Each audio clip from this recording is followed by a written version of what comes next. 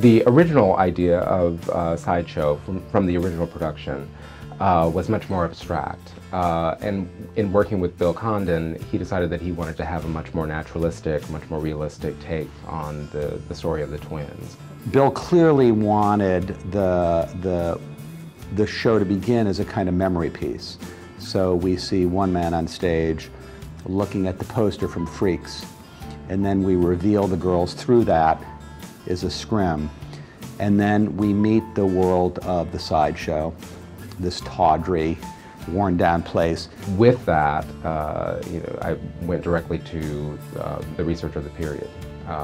Photographs of sideshows from the 20s and 30s, photographs of the Hilton sisters. What was exciting is working with Bill Condon largely as a film director, his approach being much more realistic and seeing these people as real people and then theatricalizing that. When Bill started to talk about Sideshow, I had not seen the original Sideshow. I knew the score.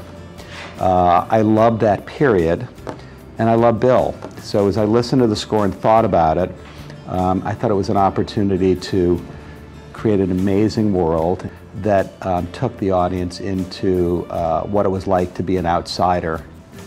And of course, as the show progresses, get more and more emotionally involved in that story. We're almost in a sepia world, or sometimes, with the wonderful work of Peggy and Jules, it goes to black and white in a way, or definitely stays neutral, and then, and that was Bill's original idea, is to hold all of those earlier scenes before the twins enter into the vaudeville world, to keep them very neutral, very sepia-toned, monochromatic, feeling gritty and still real. We also want to capture the darkness of the story.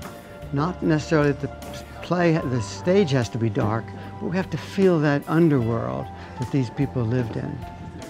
The story of Sideshow and the Hilton twins requires that there is a very seedy, carny style part of their lives shown, and the characters that are all a part of that world.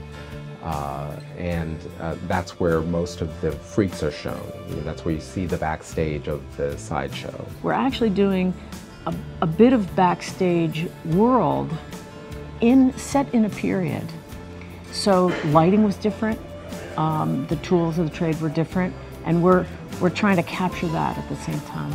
Such a strong sense of these people living in shadow and being defined by fragments and pieces. So we looked at surfaces that are ripped, some obvious surfaces that have been aged and patinaed, wood that has many layers of color over it, aging. So we had to deal with different locales in time periods.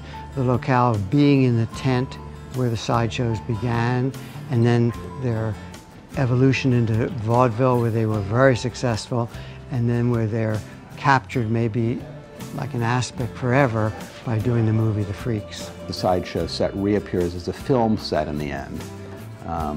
So it was a fascinating discovery of, creating this world that was highly detailed and but very fluid and could go away, but stay as a memory with the audience as the girls move from vaudeville and then to the Palace Theater at the beginning of the second act. And once they hit their first vaudeville number, ready to play, they enter the scene with red dresses, and there's a sketch there, of the velvet red dresses that are sparkly, and everything becomes glamorous and exciting, and they enter into a new world for their life.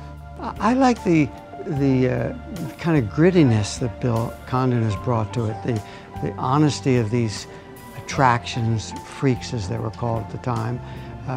He's trying to let the audience really feel them as real people. The original production, the idea was that the twins were emotionally held together even though they were not physically held together. For our production, because of the way that we were envisioning the rest of the world, trying to create a fully realized world of the sideshow and then into the vaudeville world, we decided that they did need to be physically connected. So with the twins, there are three ways that they're conjoined together within their costume.